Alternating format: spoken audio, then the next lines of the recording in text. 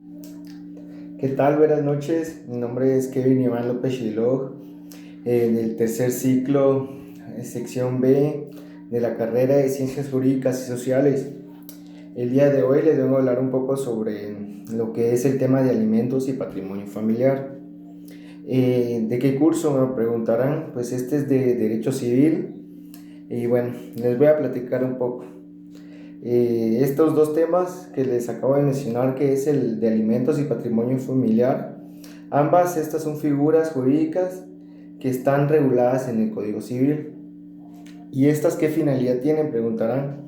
Pues estos buscan proteger la familia y garantizar las condiciones dignas de vida para cada integrante, ¿verdad? Eh, lo que busca el alimento busca asegurar la subsistencia, la educación, salud y bienestar de las personas, ¿verdad? Para que todo esto tengan sus derechos a recibirlos y para que así todo pueda estar de una buena manera, pueda tener una vida pues buena y sana, ¿verdad? O normal, por así decirlo. Mientras que el patrimonio familiar, pues este ya estamos hablando más de bienes. Este busca proteger los bienes para beneficio y sostenimiento de un hogar. Todos estos temas tienen su fundamento legal en el Código Civil y por supuesto que son de gran importancia en la vida cotidiana y sobre todo porque sabemos que son derechos fundamentales dentro de la familia. Bueno, ya introduciéndoles un poco sobre los temas que les voy a platicar hoy, ahorita me enfoco directamente un poco sobre el tema de alimentos y cuál es o qué se puede entender con el tema de alimentos. Pues es todo aquello que una persona, que usted o que yo necesitamos para poder vivir dignamente. Esto jurídicamente no solamente se entiende por comida. Cuando uno le mencionan que un tal caso de alimentos o yo le solicito al padre de mis hijos, dicen personas, ¿verdad?, de que necesito alimentos, uno piensa que solamente se habla de la comida, ¿verdad?, de lo que se ingiere, pero no, esto también, el tema de alimentos abarca, es todo lo que se enfoca en la ropa, en vestido, en la habitación, en la educación, asistencia médica y recreación, ¿verdad?, del hijo de la persona que le están solicitando el alimento, ¿verdad? Y todo esto, obviamente, ¿verdad? El hijo ya debe ser de menor de edad. Bueno, el Código Civil pues establece que estos alimentos se comprenden en el sustento, en la habitación, vestido y asistencia médica. Y cuando se es menor de edad también está la educación y la instrucción, ¿verdad? Un ejemplo, ¿verdad? Puede ser que, por ejemplo, yo tengo mis hijos, pero tengo un hogar, pero me separo.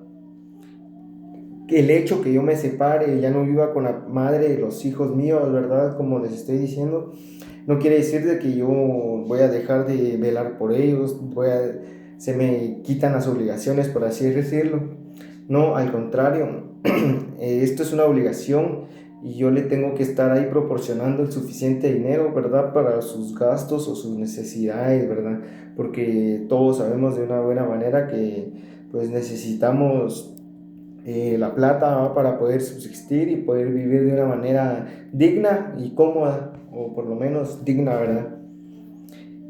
¿Cuál se puede decir que es el origen de los alimentos? Este es el origen.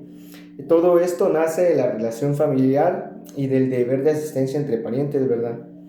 También tiene origen en el matrimonio, ¿verdad? Porque, como les vuelvo a repetir, todo esto estamos hablando de algo legal, entonces tiene origen en el matrimonio, en el posible parentesco, en la filiación o también puede ser en la adopción. Y como ustedes me preguntarán, pero la adopción o por ejemplo parentesco no es algo como que legal como tal, pues ahora les digo cómo puede surgir legalmente. Este puede surgir por el vínculo de un padre con un hijo. Es como que si yo tuviera un hijo, ¿verdad? Y aunque ya no viva con él o como tal, pero yo lo reconocí, entonces legalmente yo soy el padre del hijo y tengo esa obligación dentro de un matrimonio entre esposos, ¿verdad? Y bueno, en algunos casos entre hermanos, ¿verdad? Pero son muy pocas muy pocas ocasiones que se dan eso. Un ejemplo puede ser que un hijo, ¿verdad?, menor de edad, eh, tiene el derecho de reclamarle alimentos a su padre, aunque él nunca haya vivido con él, por ejemplo, como que tal vez el papá se dejó con la mujer mientras estaban durante el embarazo, pero lo reconoció. Entonces el hijo tiene el derecho a poder exigirlo o poder solicitar, ¿verdad?, el tema de alimentos o que su manutención, como también se conoce. Eh, Formas de que se pueden otorgar o formas de otorgarse. Estas se pueden otorgar de dos maneras. Puede ser de manera voluntaria o de manera jurídica, ¿verdad? Eh, ¿Cómo es de manera voluntaria? Es cuando la persona obligada, ¿verdad? Es como que un ejemplo, como les sigo en el ejemplo. Yo vengo y sé que tengo mi obligación, por ejemplo, con mis hijos o con mi hijo. Entonces, como yo soy alguien responsable, por así decirlo, y sé que tengo obligaciones, sigo otorgando, por ejemplo, el gasto, la manutención, para que ellos puedan subsistir, ¿verdad? Para que puedan estar viviendo de manera cómoda. Entonces, eso es cuando es de manera voluntaria. Por ejemplo, yo le doy mensualmente, semanalmente o quincenal, ¿verdad? A la mamá le doy cierta cantidad de dinero, dependiendo los hijos o si solamente tengo un hijo, ¿verdad? Entonces yo le voy dando su gasto para que le pueda comprar sus cosas a mi hijo y lo mantenga de buena manera con una vida digna. Y también está la manera judicial o judicialmente. Esto es cuando la persona, ¿verdad? Sigo conmigo como ejemplo. Por ejemplo, yo no quiero cumplir, no cumplo, me alejé de la persona que es la madre de mi hijo, de mis hijos, y yo me hago el loco, por así decirlo, y no busco y no cumplo con él, o sea, no le doy su dinero para que pueda mantenerse y para que pueda vivir. Entonces es cuando ya la madre, ¿verdad?, del hijo que es mío también, acude a un juez, ¿verdad? O acude y presenta su denuncia y pues sigue el procedimiento y se va a un juicio para la pensión alimenticia, ¿verdad? Y para que la madre pueda recibir ese apoyo económico, para que pueda también ella darle lo necesario al hijo de ambas personas. El ejemplo es de que, por ejemplo, la mamá me demandó a mí porque yo en el momento que me alejé de ella, o sea, ni siquiera una llamada por preguntar cómo está el hijo, ¿verdad? Entonces ella vino y me vino a denunciar y nos fuimos a un juicio y pues ya judicialmente, ¿verdad? Ya bajo un papel se podría decir, ya tengo yo la obligación y de darle un gasto que también el juez determina, ¿verdad? ¿Y cómo se pueden otorgar los alimentos? O, ajá, en las maneras que se pueden otorgar los alimentos. Puede ser por medio de un pago de pensión mensual, como les decía, ¿verdad? De una entrega directa de bienes, ya sea que yo le pague, por ejemplo, directamente por ejemplo, él está estudiando en tal colegio o en tal universidad, yo voy y cancelo sus mensualidades, sus gastos, ¿verdad? Y así, también proporcionando quizás una vivienda, ¿verdad? Yo tenía casa propia y le dejé a la casa y también lo apoyo así para subsistir. Así también puede ser que se otorgue, ¿verdad?, los alimentos. Como les decía, todo eso lo abarca los alimentos. ¿Qué personas están obligadas a prestarlos, verdad? Esa es otra pregunta. Bueno, según el Código Civil, ¿verdad?, las personas que están obligadas a otorgar los alimentos como tal son los cónyuges, los padres respecto a cada uno de sus hijos, los hijos respecto de los padres y en algunos casos también los abuelos, ¿verdad? En ausencia del padre, ya sea por fallecimiento o por alguna enfermedad o algo que realmente le impida al padre poder entregar ese aporte mensual, ¿verdad? Para que él pueda seguir viviendo y pueda seguir eh, subsistiendo. Y también en algunos casos los hermanos, ¿verdad? Ya como le digo, son muy raros esos casos, pero existe. Y como, ¿qué cantidad? Pues la cantidad va dependiendo, ¿verdad?, de la capacidad económica de la persona obligada y de la necesidad también de la persona que lo solicita, ¿verdad? Porque ese es un gran, es algo lógico, ¿verdad? De que cuánto necesita, también tiene que ver en ambas partes para que sea, por así decirlo, un poco equitativo, hablando un poco más en lo judicial, ¿verdad? Cuando es de un tema judicial, porque cuando es de una manera voluntaria, pues yo creo que no hay tanto problema porque la persona es alguien responsable, el padre, ¿verdad? Un ejemplo, ¿qué ejemplo les puedo dar yo? Por ejemplo, si el padre depende o pierde de una manera total la capacidad económica, como les decía, el abuelo puede ser que por medio de un juicio y algo sea el obligado a proporcionar los alimentos al nieto, ¿verdad? Es lo que les explicaba hace unos momentos, ese es un ejemplo, ¿verdad? Para que más o menos, espero que entiendan y vayan conmigo. Personas con derecho a recibirlos. ¿Qué personas son las que tienen derecho a recibir los alimentos? Bueno, las personas que tienen derecho son los hijos menores de edad. Eso es algo lógico, ¿verdad? Ya sean pequeños, tengan 16 años, no importa. También los hijos con incapacidad o incapacitados.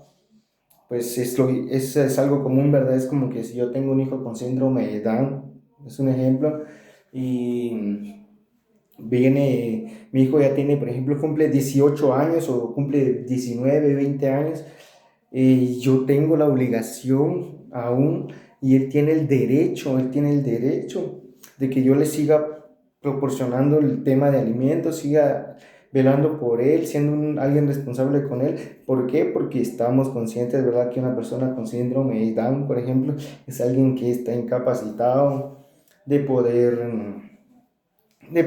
trabajar, por ejemplo, o mantenerse por sí mismo o por valer por él mismo. También el cónyuge, si en un caso realmente es necesario, los padres ancianos y personas, pues, como les decía, que sean incapaces de poder sostenerse en sí mismos. Y ahora me preguntan, ¿en qué documentos queda esto? ¿O en qué termina? ¿Si se va en juicio o en algo así? O sea, ¿en qué finalidad tiene si, por ejemplo, voy yo y hago mi denuncia? Bueno, en los documentos que puede quedar esto y constituirse en una sentencia judicial, en un convenio, ¿verdad? Pero aprobado judicialmente, o sea que es un convenio se llegó a un acuerdo en una escritura pública, en un testamento y puede ser en un documento reconocido así, pero privado, pero tiene que ser reconocido legalmente, ¿verdad? Un ejemplo, sigo conmigo, por ejemplo, yo llegué a un convenio con mi esposa y lo fuimos a firmar ante el juez, donde yo, por ejemplo, me comprometía a saldar y pagarlo. Por ejemplo, ella solicitó que 1.500 quetzales, es un ejemplo, necesitaba ella por poder mantener de manera digna a mi hijo. Entonces llegamos a un convenio y yo me comprometo en dar esa cantidad de dinero de alimentos para mi hijo, que abarcaba ropa, estudio, medicina y obviamente también alimentación, ¿verdad? ¿Cómo puede ser la suspensión? Porque también se puede suspender del derecho de alimentos. Esta obligación se puede suspender si por ejemplo, yo la persona necesitada deja de necesitarlos de manera temporal, o en otro caso, ¿verdad? Que yo soy la persona obligada, pues realmente, por ejemplo, me viniera la quiebra, me pasara algo económicamente mal y no están en mis posibilidades.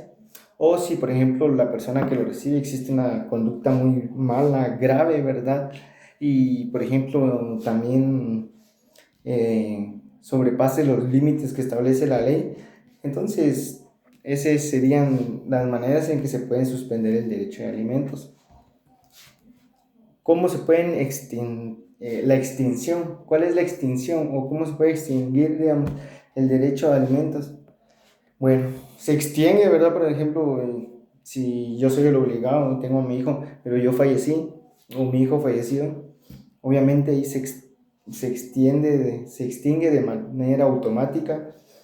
Por ejemplo, si llega a desaparecer la necesidad, mi hijo cumple 18 años y él, pues, logró mantenerse por sí mismo y vive ahora cómodamente y a sí mismo ya es alguien independiente, ahí es cuando desaparece la necesidad, cuando se alcanza la mayoría de edad y por una conducta indebida, como les decía anteriormente, de la persona que lo recibe. Por ejemplo, mi hijo se porta mal y rompe ciertos límites de la ley, pues ahí también se puede extinguir. Bueno, ¿qué importancia se le puede dar a este tema de alimentos? Creo que esto es algo muy importante, porque esto creo que en una familia, cuando uno ya forma un hogar, ya toma una responsabilidad, o por ejemplo ya llega uno a tener un hijo, se sabe pues que uno tiene obligaciones y también la persona a la que uno, por ejemplo, con la que convive o con la que procrea un hogar, eh, ya es una obligación, ¿verdad? Entonces los alimentos buscan la protección de la persona, de la dignidad humana y por ejemplo también está el principio de la solidaridad familiar y por supuesto que el Estado, la ley, protege de manera especial, se enfoca, por así decirlo, su objetivo principal son los hijos, ¿verdad? Los menores en específico, porque son personas que sabemos que son vulnerables económicamente. Por ejemplo, yo no puedo venir a obligar, si yo tuviera un hijo y él tiene 9 años, a decirle, mira, mantenete, porque es ilógico, no se puede, ¿verdad? Porque él realmente no está en la capacidad física ni mental también para poder conllevar una vida independiente, por así decirlo. Espero me haya dado a entender bien y los ejemplos se les hayan simplificado. Yo creo que fueron unos ejemplos muy claros, muy bonitos, ¿verdad? Y me tomé como referencia, ¿verdad? Para que se pudiera entender más. Y ese es el tema de alimentos, ¿verdad? Espero, como les vuelvo a repetir, haya parecido claro y entendido. Bueno, ahora nos vamos con nuestro segundo tema, ¿verdad? Porque cuando inició todo esto les mencioné que eran 2 temas los que iba a hablar el día de hoy. Bueno, el segundo tema es el patrimonio familiar. El patrimonio familiar, dirán ustedes, más o menos ya van dando sobre qué trata. Bueno, ¿cuál es su origen? El patrimonio familiar surge como una institución, ¿verdad?, de protección económica para la familia, obviamente. ¿Y cuál es la finalidad? Su finalidad es poder evitar que la familia quede desamparada, por ejemplo, por deudas, por una mala administración o por problemas económicos, ¿verdad? Como uno dice a veces cuando se va uno a la quiebra, por así decirlo. Y este está regulado en el artículo 352 del Código Civil, ¿verdad? Que es del curso de Derecho Civil del cual les estoy platicando el día de hoy. Una definición corta de lo que es patrimonio familiar. Esta es la institución jurídica social por la cual se destina uno o más bienes a la protección del hogar y sostenimiento de la familia. En pocas palabras, es la protección legal sobre los bienes que tenemos, sobre mi vivienda, sobre mi seguridad económica en la familia. Por ejemplo, yo tengo una casa y esta puede quedar protegida legalmente para que no sea embargada por deudas comunes o cosas así que yo, por ejemplo, estaba viviendo, tenía un negocio y me fui a la quiebra. Ese sería un ejemplo así sencillo, ¿verdad? Para que más o menos vayan entendiendo lo que es patrimonio familiar. ¿Cuáles son las formas de constituirse? Bueno, ¿qué forma puede constituirse el patrimonio familiar? Este puede ser por el medio del padre, puede ser por el medio de la madre o por medio de ambos cónyuges, ¿verdad? O en algunos casos también se da que es por un tercero mediante una donación o a veces un legado, ¿verdad? Que por ejemplo una herencia, por así decirlo, que mi abuelo me lo dejó. ¿Cómo se debe hacer esto? Pues esto se debe hacer con aprobación judicial, obviamente, para que todo quede legal, ¿verdad? Con inscripción en el registro de la propiedad también. ¿Para qué? Para que se proteja y sepan que es patrimonio mío, ahora me pertenece, por ejemplo, si fue por una donación. Un ejemplo es que yo tengo mi matrimonio y solicito que tengo mi vivienda, solicitamos ante el juez que ésta sea declarada un patrimonio familiar para que éstas puedan quedarse en beneficio de mis hijos en un futuro o los hijos que ya tengo yo, ¿verdad? Bueno, ese es un ejemplo, ¿verdad?, de cómo es que se funciona esto del patrimonio familiar y cómo es que puede uno ejecutarlo, ¿verdad? Sobre qué bienes se pueden constituir, porque también sobre qué, porque no es sobre que vayan ustedes y nada más de ir y solicitar eso, ¿verdad? Esto puede ser en casas de habitación, en su casa, vivienda donde viven, ¿verdad? Parcelas cultivables, en negocios familiares, ustedes tienen sus negocios ahí, esto puede quedar como patrimonio, legalmente protegerlo.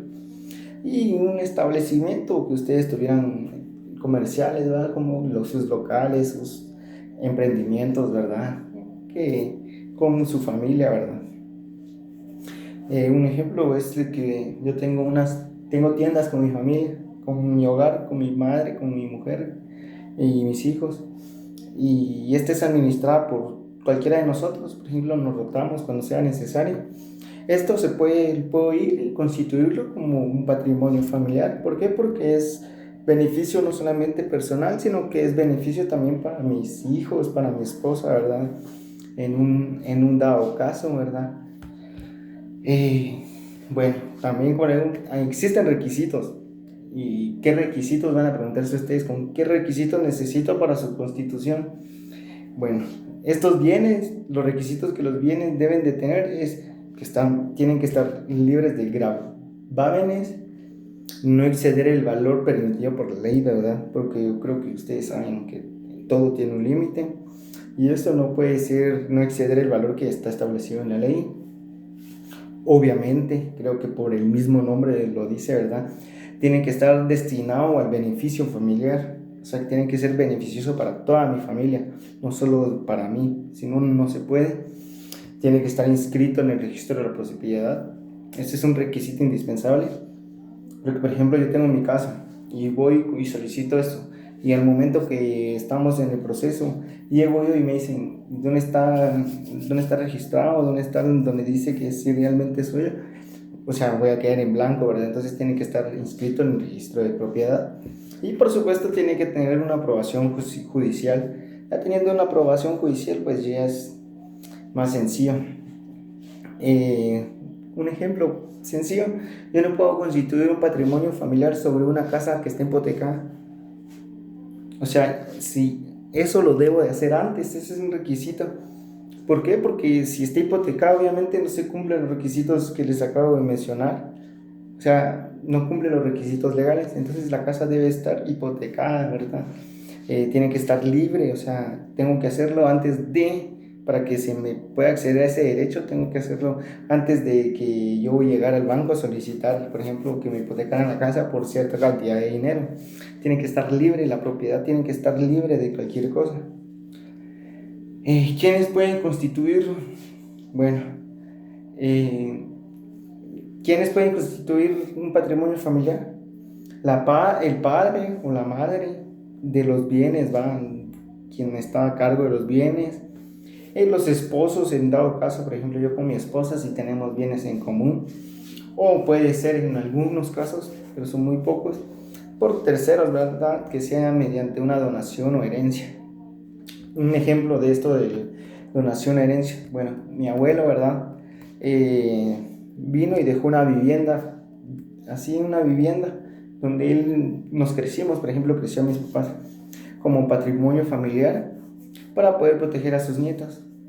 O sea que, por ejemplo, si en un ejemplo mi papá me hubiera abandonado o mi mamá, que es la hija de él, yo tenía el derecho de poder ir a vivir, por ejemplo, estar bajo una vivienda porque él ya me había dejado esa protección, ¿verdad? Familiar. ¿Cuál es el destino o finalidad del patrimonio familiar, verdad? Porque todo tiene un destino, un objetivo, y la finalidad de este es poder proteger el hogar, garantizar una vivienda, sobre todo esto, ¿verdad? Garantizar una vivienda, evitar que la familia, por ejemplo, quede desamparada.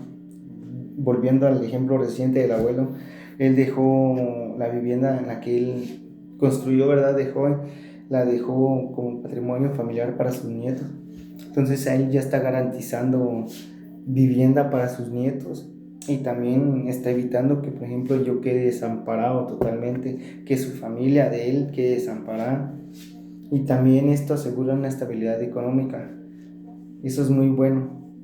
O sea, todo esto busca la finalidad, el objetivo, lo que tiene como finalidad el patrimonio familiar. Los bienes pueden ser inembargables, indivisibles y inalienables. Esto significa que no se pueden vender de manera libre ni embargarse fácilmente. O sea que no pueden ir al banco a embargar. Usted ya se metió en una deuda, pero su patrimonio, su casa la dejó protegida antes de que sucediera todo eso. No tan fácilmente o prácticamente no van a lograr embargarle del banco, por ejemplo, la casa en la cual usted está viviendo. O, por ejemplo, si usted lo quisiera vender, o, por ejemplo, en el caso del abuelo, viniera uno de los hijos y hubiese intentado venderlo, hubiese sido realmente imposible, casi nula las posibilidades de que si o sea, hubiera estado nulo, no lo hubiera podido vender. ¿Por qué? Porque es un patrimonio familiar, o sea que ya está legalmente, todavía está protegido, ¿verdad? Y también como se protege, también se puede extinguir. ¿Cuál es la extinción del patrimonio familiar? Este se extingue o termina cuando desaparece el derecho a alimentos de los beneficiados. Cuando la familia, por ejemplo, yo regresando, seguimos agarrándonos del ejemplo del abuelo. Yo viví unos años y empecé a trabajar, cumplí tal cantidad de años, pero ya soy alguien independiente que puede valerse por sí mismo. Entonces dejé de vivir ahí. Entonces, sin una autorización previa, porque tiene que tener la autorización previa de poderse salir, por así decirlo.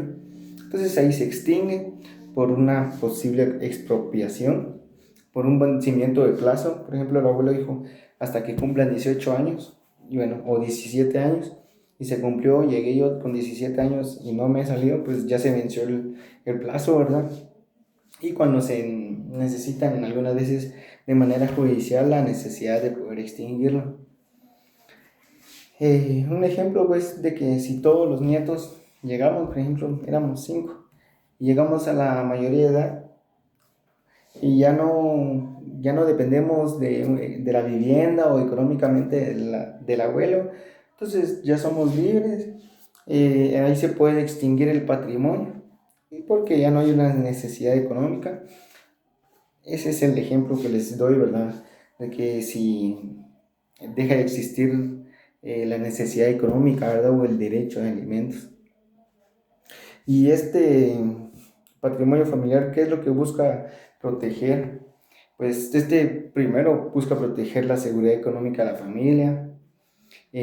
Obviamente el Estado, al crear esta ley, este derecho, busca garantizar que la familia tenga una vivienda y medios mínimos de poder subsistir o vivir dignamente.